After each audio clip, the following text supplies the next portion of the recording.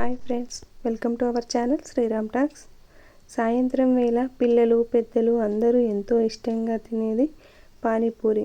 పానీపూరి అనగానే నోరూరిపోతుంది కదా. అలాంటి పానీపూరిలోనికి స్టఫ్ చేసి పానీపూరి కర్రీ ఏ విధంగా రెడీ చేసుకోవాలో ఈ వీడియోలో అయితే చూసేద్దాం. వీడియోని స్కిప్ చేయకుండా చివరి వరకు చూడండి. ముందుగా పానీపూరిలోనికి స్టఫింగ్ మసాలా కర్రీ ఏ విధంగా రెడీ చేసుకోవాలో చూద్దాం. అందుకోసం 4 బంగాళాదుంపలను మెత్తగా ఉడికించుకోవాలి. వీటిని ఈ విధంగా స్మాష్ చేసుకోవాలి. మరి మెత్తని ముద్దలాగా అయితే చేసుకోకూడదు.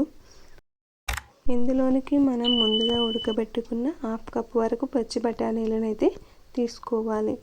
అదేవిధంగా 1/2 టీ స్పూన్ వరకు జీలకర్ర పౌడర్, ధనియాల పౌడర్, చాట్ మసాలా కూడా వేసుకోవాలి.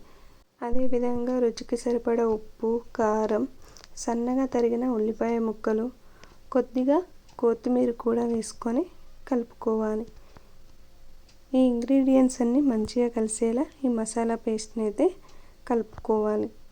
ఫస్ట్ టైం చేసేవారు కూడా ఈ విధంగా ట్రై చేస్తే ఇంట్లోనే ఈజీగా హెల్తీగా రెడీ చేసుకోవచ్చు. మనకైతే కర్రీ అయితే రెడీ అయిపోయింది, పక్కన పెట్టేద్దాం. నెక్స్ట్ పానీ ఎలా రెడీ చేయాలో చూద్దాం. అందుకోసం ఒక నిమ్మకాయ సైజులో ఉండే చింతపండు గుజ్జునైతే నానబెట్టుకోవాలి. ఈ విధంగా చింతపండు నానిన తర్వాత అందులోంచి రసం అయితే సెపరేట్ చేసుకోవాలి. ఫ్రెండ్స్, మన వీడియోస్ కనుక మొదటిసారి చూస్తున్నట్లయితే మన ఛానల్ని సబ్స్క్రైబ్ చేసుకోండి. అలాగే లైక్ చేయండి, షేర్ చేయండి. నెక్స్ట్ అయితే ఒక మిక్సీ జార్లోనికి కొత్తిమీర, పుదీనా, 2 పచ్చిమిర్చి అయితే వేసుకొని మెత్తగా బ్లెండ్ చేసుకోవాలి. ఈ విధంగా బ్లెండ్ చేసుకున్న తర్వాత అది కొంచెం బరుకుగా అనిపించినట్లయితే ఒక మిక్సింగ్ బౌల్లోనికి దాన్ని తీసుకొని ఫిల్టర్ చేసుకోవాలి. అందులోనికి మనకు కావలసినన్ని వాటర్ యాడ్ చేసుకోవాలి. అదేవిధంగా మనం ముందుగా ప్రిపేర్ చేసుకున్న చింతపండు రసం కూడా వేసుకోవాలి.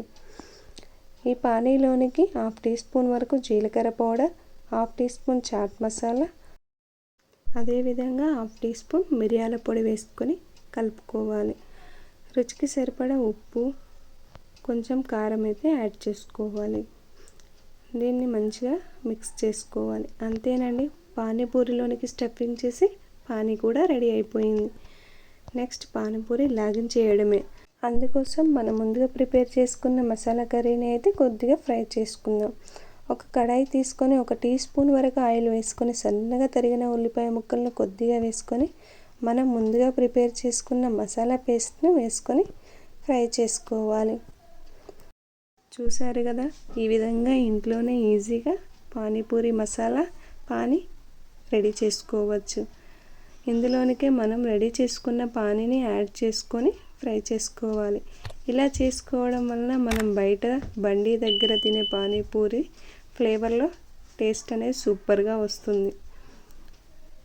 అంతేనండి, ఎంతో ఈజీగా పర్ఫెక్ట్గా పానీపూరి మసాలా పానీ అయితే రెడీ చేసుకుందాం. ఫ్రెండ్స్, నెక్స్ట్ వీడియోలో పూరి కూడా ఇంట్లోనే ఏ విధంగా రెడీ చేసుకోవాలో చూపిస్తాను. ఈ రెసిపీ మీకు నచ్చినట్లయితే మీ ఫ్రెండ్స్ కూడా షేర్ చేయండి. మీరు తప్పకుండా ట్రై చేయండి. ఎలా ఉందో కామెంట్లో తెలపండి. అంతేనండి, ఎంతో ఈజీగా హెల్తీగా బయట కొనే అవసరం లేకుండా ఇంట్లోనే పానీపూరి మసాలా పానీ అయితే రెడీ చేసుకోవచ్చు. చూస్తుంటే నోరూరిపోతుంది కదా. ఇంకెందుకు ఆలస్యం, మరి ఇంట్లో ప్రిపరేషన్ మొదలు పెట్టండి. మనం ప్రిపేర్ చేసుకున్న పూరీని ఇలా చిన్నగా హోల్ చేసుకొని మసాలాను స్టఫ్ చేసుకోవాలి.